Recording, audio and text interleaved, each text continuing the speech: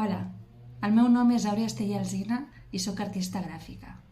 Fa uns mesos que em trobo immersa en l'època de postguerra espanyola, intentant comprendre com era la vida diària de les persones anònimes, aquelles que no surten als llibres d'història. M'interessen especialment les vivències del bàndol dels vençuts, els republicans. Estic preparant una exposició que anirà al Centre Cívic Joan Oliver i Pere IV, que es dirà Memòria Roja. En ella hi haurà diferents treballs entorn de la memòria, el silenci i la postguerra, que és una època de la qual considero que no se n'ha parlat prou.